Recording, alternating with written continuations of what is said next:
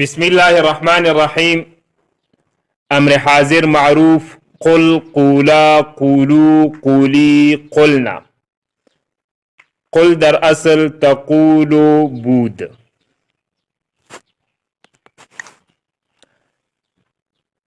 په تیر سبق کې علامه صاحب د اجوف واوی د قال یقولو گردان او ورسره د صیغو تعلیلات ذکر کړل چې د ماضی معلوم او د مجهول د صیغو تعلیلات دا شان د فعل مضارع معلوم او مجهول او بیا د نفی تاکید بلند فعل مستقبل معلوم او مجهول بیا د نفی جحد بلند معلوم او مجهول او بیا د لام تاکید بانونی ثقیله معلوم او مجهول او ورسره د خفیفه معلوم او مجهول گردانونه او د صیغو تعلیلات ذکر شوی وو. د باقی گردانونو د دې باب قال یقولو د دې اجوف واوی د باقی گردانونو تعلیلات او گردانونه هغه به په نن سبق کې ذکر شي. نو علامه صاحب فرمای امر حاضر معروف قل قولا قولو. مقصد د علامه صاحب د دې عبارت نه واخله تر را روانې فائدې پورې اته خبرې ذکر کول دي. څو خبرې؟ اته خبرې. اول نمبر خبره د امر حاضر معلوم تعلیل به درته ذکر کی. دوهم نمبر خبره د امر بالام او د نهی د صیغو تعلیل به ذکر کی. دریم نمبر خبره یو فائده به درته ذکر کی. څلورم نمبر خبره د دې امر حاضر معروف بانونی ثقیله دارنګي د امر غائب متکلم معروف بانونی ثقیله او خفیفه بیا د امر مجهول بانونی ثقیله او خفیفه دا گردانونه به درته کی ذکر کی. پنځم نمبر خبره د اسم فاعل گردان به درته ذکر کی. شپږم نمبر خبره د اسم فاعل د صیغو تعلیلات به ذکر کی درته. اوم نمبر خبره گردان د اسم مفعول به ذکر کی. او اتم نمبر خبره د اسم مفعول د صیغو تعلیلات به علامه صاحب درته ذکر کی. نو نننی سبق مشتمل دی په دې اته خبرو باندې. اول نمبر خبره څه شی وه؟ چې د امر حاضر معلوم د دې څه به درته ذکر کی؟ تعلیل. نو دا اول نمبر خبره د امر حاضر معلوم تعلیل علامه صاحب په دې عبارت سره ذکر کوي چې امر حاضر معروف قل قولا قولو قولی قلنا. قل در اصل تقول بود. د امر حاضر معلوم گردان او تعلیل دواړه دي. نو د امر حاضر معلوم په تعلیل او دارنګي د امر حاضر معلوم په جوړولو کې دوه مسلک دي. د امر حاضر معلوم په جوړولو کې څو مسلک دي؟ دوه. یو مسلک د جمهور رو صرافو دی. دوهم مسلک د بعضی صرافو دی. یو مسلک د چا دی؟ د جمهورو. دوهم مسلک د چا دی؟ د بعضی صرافو دی. بعضی صراف فرمای چې د اجوفو امر حاضر معلوم دا د فعل مضارع معلوم د تعلیل شوی صيغه نه جوړیږي.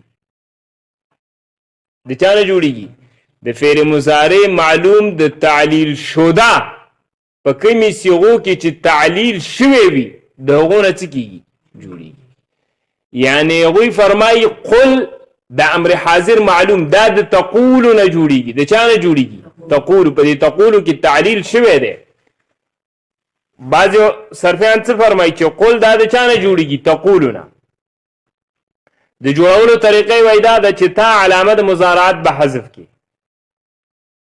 چې تا علامه د مضارعات د حذف کړله ما بعد حرف چې قاف دی ترې ساکن دی متحرک دی څه شی دی متحرک دی چې متحرک دی نو آخر کې به څه وکړي وقف چې وقف دی وکړه اجتماع ساکنین راغی په منځ د واو او د لام کې چې اجتماع ساکنین راغی نو اولنی ساکن چې واو هغه مو حذف کو نو د تقولو نه څه جوړ شو قل تقولو نه څه جوړ شو قل دا د بعضې صرفیانو مسلک دی چې قل دا د چا نه جوړیږي د تقولو نه د تعلیل شوي فعل مضارع معلوم نه جوړیږي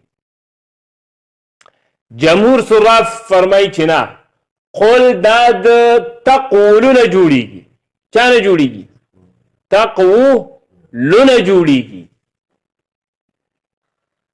د هغه مضارع معلوم نه جوړیږي چې په هغې کې تعلیل نه وي شوی څه پکې نه وي شوی تعلیل نو قل دا د تقولو نه جوړیږي جمهور صراف فرمایي د جوړولو طریقې دا ده چې تا علامه د مضارعات دا به حذف کړي چې حذف دې کړله نو ما بعد حرف ته به وګورئ چې ساکن دی او که متحرک نو چې تا علامه د مضارعات حذف شو ما بعد حرف چې قاف دی دا ساکن دی که متحرک دی ساکن دی اوس چې ساکن دی په ابتدا کې به حمزه وصلي مضموم راوړي ځکه عین کلمې مضموم ده چې حمزه وصلي مضموم هم راوړله او آخر کې هم څه وکړه وقف وکړه نو د تقولونه څه جوړ شو اقول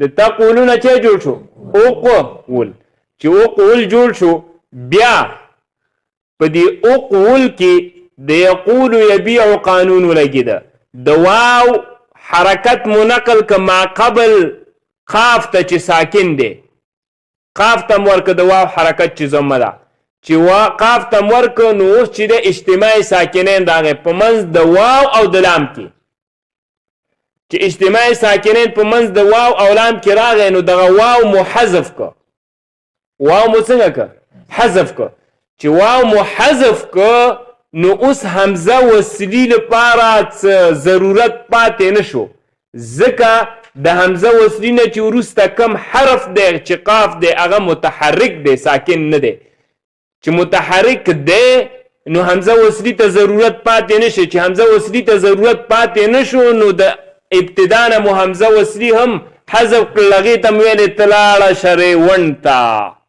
صحیح شو نو د اقول نه څه جوړ شو قل د امر حاضر معلوم د جوړولو په طریقه باندې ورسېدلی چې د اجوفو امر حاضر معلوم د دې صيغو په جوړولو کې څو قوله دي څو مسلک دي دوه یو مسلک د جمهور صرافو دی بل مسلک د بعضې صرافو دی بعضې صراف څه وایي چې قل دا د چا نه جوړیږي تقولونه چا نه جوړیږي د هغې مضارع نه جوړیږي چې په هغې کې تعلیل شوی وي اعلال شوی وي د هغې نه جوړیږي او جمهور صراف فرمایي چې نه قل دا د تقولونه جوړیږي چا نه جوړیږي تقولونه د هغې مضارع نه چې په هغې کې تعلیل اعلال نه وي شوی د هغې مضارع نه جوړیږي صحیح شو دا خبره لاندې ذکر د دواړه مسلکونه خو په نزد د صاحب د علم صیغې غوره مسلک هغه مسلک د بعضې صرفیانو دی د چا مسلک دی د بعضې صرفیانو دی ځکه غوره مسلک د بعضې صرفیانو دی په نزد د صاحب د علم صیغې چې د دې بعضې صرفیانو په مسلک کې اختصار دی څه شی دی؟ اختصار دی سره د حصول د مقصد نه. اختصار هم دی پکې او مقصد هم پکې څه کېږي؟ حاصلېږي. نو د دې د وجې نه د علامه صاحب په نسبت باندې غوره مسلک د چا دی؟ د بعضې صرفیانو. نو همدقه وجه ده چې علامه صاحب د جمهور مسلک ته نسبت د بعضو کړی دی. د جمهور مسلک ته نسبت د چا کړی؟ بعضې. نو لاندې بیا فرمایي بعضې صرفیان، دا بعضې صرفیان چې دا چاته ویلي دا د جمهور مسلک دی، د بعضې صرفیانو نه دی. خو د علامه صاحب په نسبت باندې غوره مسلک د چا دی؟ د بعضې صرفیانو دی. نو ځکه جمهور صرافو ته دا نسبت د چا کوي؟ بعضې. ګورې ورته دا اول نمبر خبرې ده. وای امر حاضر معروف قل قولا قولو قولی قلنا. نو اول نمبر خبره وا د امر حاضر معلوم گردان او تعلیل. صحیح شو؟ دا علامه صاحب ذکر کوي امر حاضر معروف قل قولا قولو قولی قلنا. قل در اصل تقول بود. قل په اصل کې څه؟ تقولو. صحیح شو؟ دا د بعضې صرفیانو مسلک باندې اعلال کوي تعلیل او امر حاضر جوړي. قل در اصل تقول بود. قل په اصل کې تقولو بعد حذف علامات مضارع وروسته د حذف کولو د علامې د مضارعت نه متحرک ماند. قاف متحرک پاتې شه. قاف څه پاتې شه؟ متحرک. در آخر وقف کردن. نو په آخر کې وقف وشو. په آخر کې څه وشو؟ وقف. چې وقف وشو نو واو به التقاء ساکنین افتاد. نو واو د التقاء ساکنین د وجې نه وغورځېد. قل شد. نو څه ترې جوړ شو؟ دا د چا مسلک دی؟ د بعضې صرفیانو. خو علامه صاحب ګوره څه وایي؟ و بعضې امر از اصل بنا میکنند. خو دغه مسلک د جمهورو دی. د چې ورته بعضې ویلي د چا دی؟ د جمهورو دی. خو جمهورو ته نسبت د بعضې ځکه کړی دی چې د علامه صاحب په نسبت باندې غوره مسلک د چا دی؟ د بعضې صرفیانو مسلک دی. نو د هغه د په نسبت باندې غوره دی. نو جمهورو ته نسبت د چا وکړه؟ بعضې صرفیان.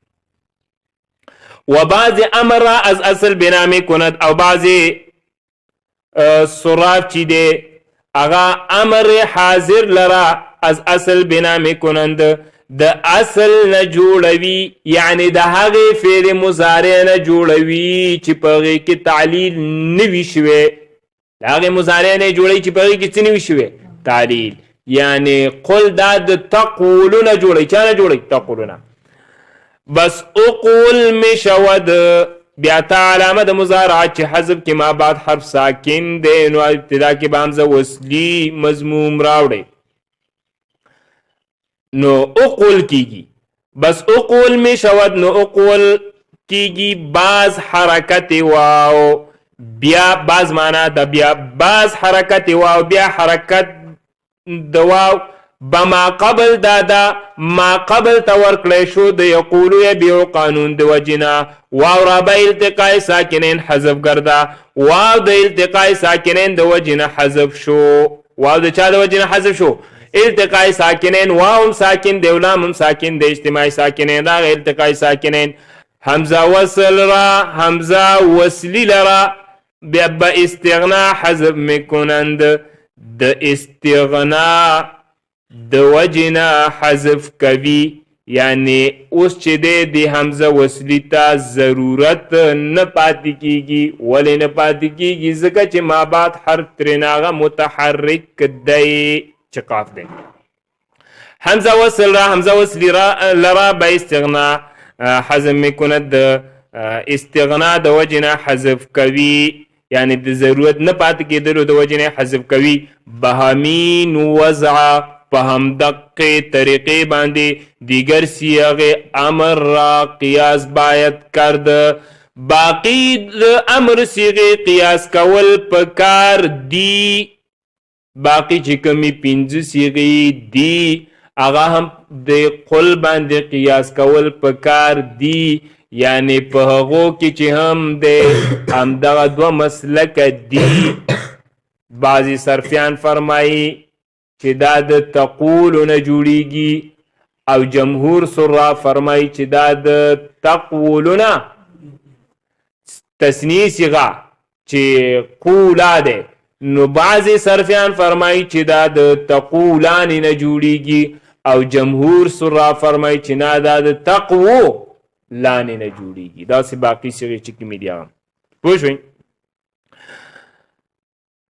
یا صيغ امر بالام و صيغ نهي مثل صيغ نفي جحد بلم است. اوی دوهم نمبر خبره څه شی وا د امر بالام او د نهي صيغو تعلیلات. نو دا دوهم نمبر خبره چې د امر بالام او د نهي د صيغو تعلیلات دي. علامه صاحب ذکر کوي صيغ امر بالام و صيغ نهي مثل صيغ نفي جحد بلم است. علامه صاحب فرمای په صيغو د امر بالام کې یعنی د امر حاضر معلوم د شپږ صيغونه علاوه چې کومي صيغه د امر دي چې په هغه باندې لام امر داخل وي او دا شانتي صيغه د نهي څومره چي دي کاغه معلومي او که مجهولي. دا رنګ امر د امر بالام صيغه کاغه معلومي که مجهول وي. په دې صيغو کې تعلیلات په شان د نفي جحد بلم کیږي. تعلیلات د چا په شان کیږي؟ د نفي جحد بلم.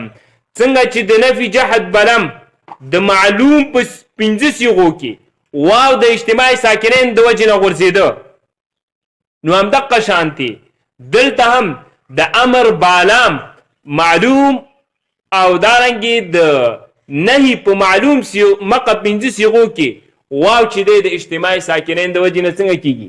حذف کیږي او غورځيږي. الته 15 صيغه چې وي لم يقل لم تقل لم تقل لم اقل لم نقل او ام دقه 15 صيغو کې دلته چې ده هم واو د اجتماع ساکنین د وجه نه غورځيږي چې یو څه شی ده ليقل څه شی ده ليقل لتا قل صحیح شو لتقل لاقل لنا قل. او د نهي لا يقل لا تقل لا تقل لا اقل لا صحیح شو.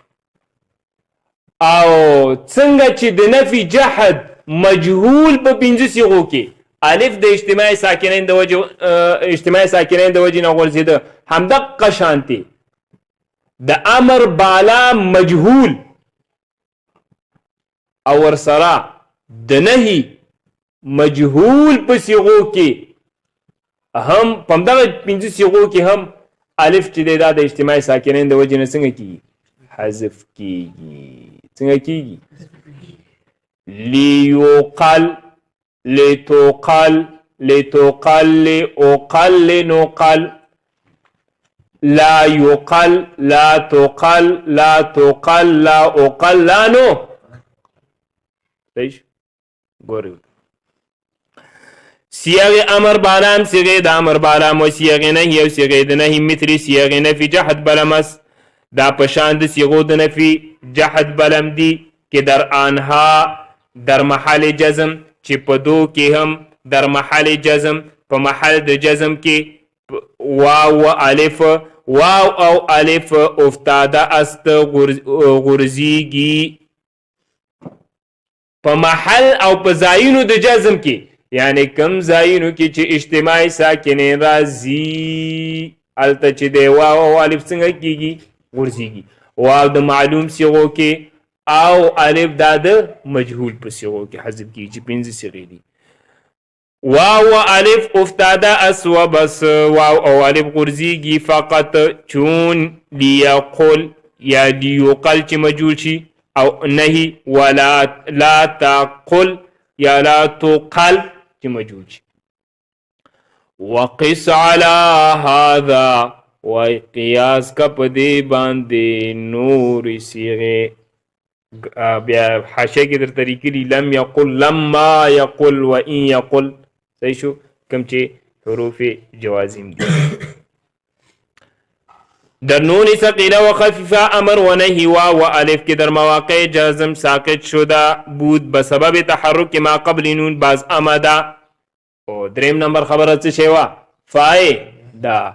نو دا فائده او دریم نمبر خبره علامه صاحب ذکر کوي در نون ثقيله وخفيفه فائده دا علامه سے فرمای کله چې د امر د صيغو په آخر کې نون ثقيله او نون خفیفه ولګولی شي دا شانتي د نهي د صيغو په آخر کې نون ثقيله او نون خفیفه څه شي ولګولی شي نو کم واو او الف چې د اجتماع ساکنین د وجه نه حذف کېده هغه واو او الف به واپس راوړلی کېږي هغه واو او الف څنګه کېږي واپس راوړلی کېږي واپس راځي واپس ځکه راځي چې هغه علت د حسبیت چې اجتماع ساکنین و هغه څه شو ختم شو څنګه شو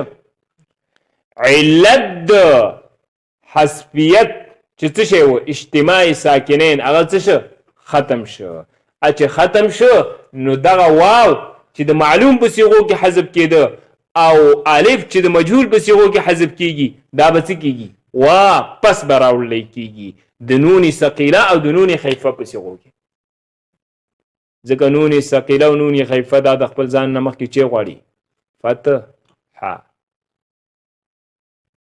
مونږ ویلو که نه ظاهرم دي په دې فائدې ورسېدې فائدې خلاصه څه ده علامه صاحب فرمایي کله چې د امر د صيغو په آخر کې دارنګې د نهي د صيغو په آخر کې نون ثقيله او نون خفیفه دا ولګولی شي نو کم واو او الف چې د اجتماع ساکنین د وجه نه حذف کېده هغه واو او الف څه کېږي واپس راځي واپس ولې راځي واپس ذکر راځي چې هغه د حذفیت علت چې اجتماع ساکنین و هغه څه شو ختم شو د حذفیت د حذف کېدلو کوم علت چې و چې څه شی د اجتماع ساکنین هغه څه شو ختم شو څنګه ختم شو داسې ختم شو چې نون ثقيله او نون خفیفه د خپل ځان نه مخکې څه غواړي فتحه غواړي چې فتحه غواړي لام ساکن شو چې لام ساکن شو نو اجتماع ساکنین رانغه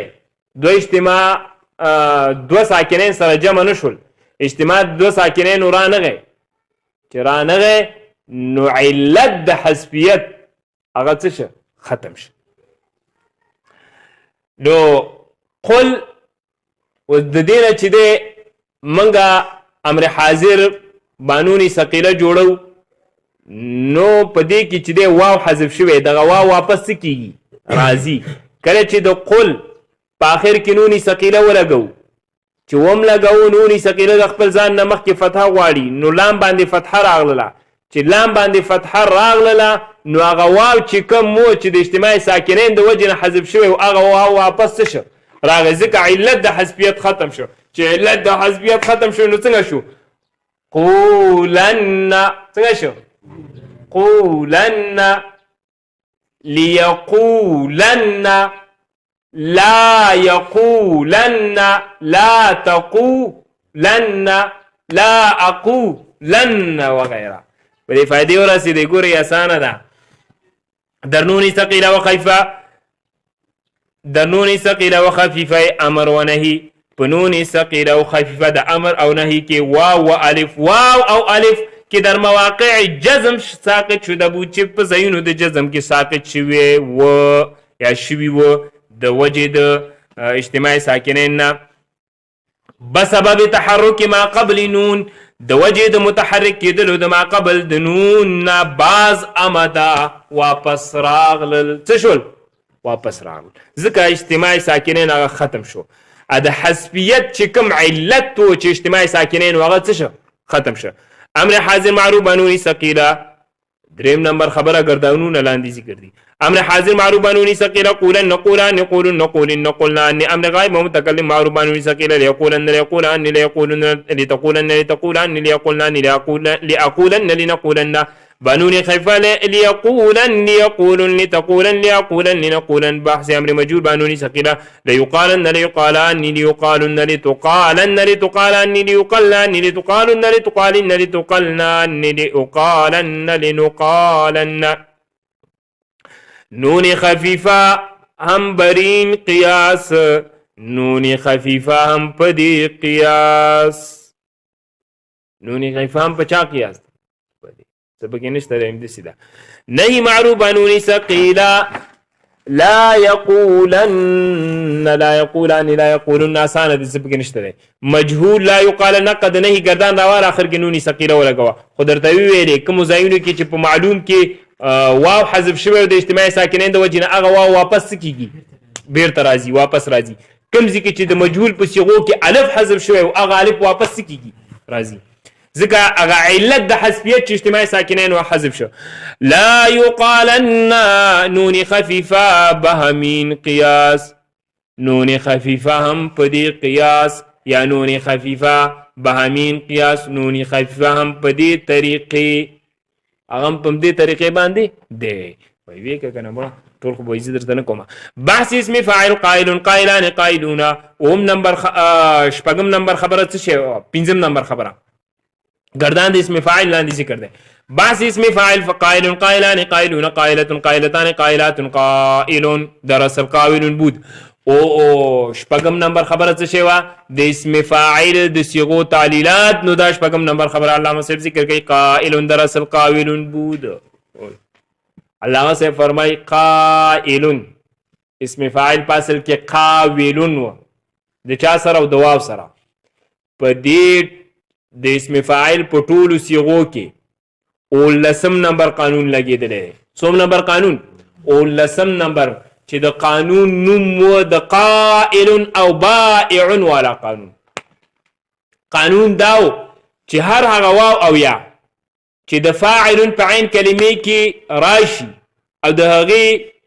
په فعل کې تعلیل شوی وي نو دغه واو او یا په همزه سره بدلول واجب دي نو دلته قائل چې اصل کې قاول و واو راغې په عین کلمې د فاعل کې دې په فعل کې تعلیل اعلال شوی دی نو واو بدل شو په چا سره په همزه سره نو څه ترې جوړ شو قائل په ټول صيغو د اسم فاعل کې هم دا گردان لګیدل دی دا قائل باعن والا قائل در اصل قاول بود قائل فاصل کې قاول و بقاعده هفدم د وجه د قانون دو لسمنا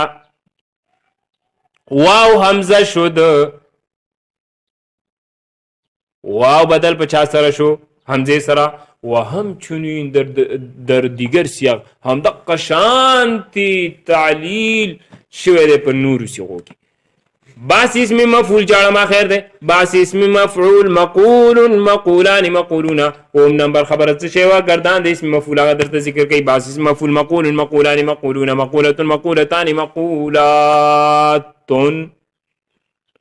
مقول در اصل مقول بود اتم اخرنی نمبر خبره څه شی د اسم مفعول د صيغو تعلیلات نو هغه علامه صاحب درته ذکر کوي چې مقول در اصل مقول بود علامه صاحب فرمای چې د اسم مفعول صيغه مقول دا پاسل کې څنګه او مقول دو واونه دو موافق ساکن تو واونه دو واونه نو په دې ټول صيغو د اسم مفعول کې اوم نمبر قانون اتم نمبر قانون چې نومې د یقول یبيع قانون دا اتم نمبر قانون په کې څه دی لګیدل دی په ټول صيغو د اسم مفعول کې څوم نمبر قانون لګیدل دی اتم نمبر قانون لګیدل دی چې مقول نسل کې مقول و واو متحرک و ما قبل حرف تر ساکن و نو د دوهم و اول واو چې متحرک دی د حرکت چې ضمه د ما قبل تم نقل کړه قاف ته نو چې ما قبل قاف تم نقل کړه مقول شو دو ساکنین جمع شول چې دواړه واونه دي څو ساکنین جمع شول دوا چې دواړه واونه دي نو یو واو بنا بر اختلاف حذف کو یو واو مو بنا بر اختلاف څه کو حذف کو نو د مقول نه چې جوړ شو مقول بنا بر اختلاف ځکه وای ما چې پدې کې د علماو اختلاف دی چې اول واو حذف کیږي او کا دوام نو بنا بر اختلاف ځکه وایو دا قید ذکر ګورو تا پټول صيغو کې هم د قشان تعلیل شوی دی مقول در اصل مقول پاسل کې مقول نو بقاعده هشتم داتم قانون د وجنه حرکت واو حرکت د واو بما قبل دادا ما قبل تور کړی شو واو را به التقاء ساکنین حذف کردن واو د وجه د التقاء ساکنین حذف کړی شو واو د چا د وجه حذف کړی شو خو واو د التقاء ساکن واو بنا بر اختلاف د التقاء ساکنین د وجه نه حذف کړی شو نو مقول مقولان مقولون شو په ټول گردان کې همدغه اتم نمبر قانون لګیدلی دی نو نننی سبق مشتمل په څو خبرو و اته اول نمبر خبره د امر حاضر معلوم گردان او د صيغو تعلیلات دوهم نمبر خبره د امر بالام او د نهی د صيغو تعلیلات دریم نمبر خبره فائدہ څلورم نمبر خبره د امر د نون ثقيله او خفيفه ورسره د نهی د ثقيله او خفيفه گردانونه دا څلورم نمبر خبره پنځم نمبر خبره د اسم فاعل گردان شپږم نمبر خبره د اسم فاعل د صيغو تعلیلات اوم نمبر خبره د اسم مفعول گردان اتم نمبر خبره د اسم مفعول د صيغو تعلیلات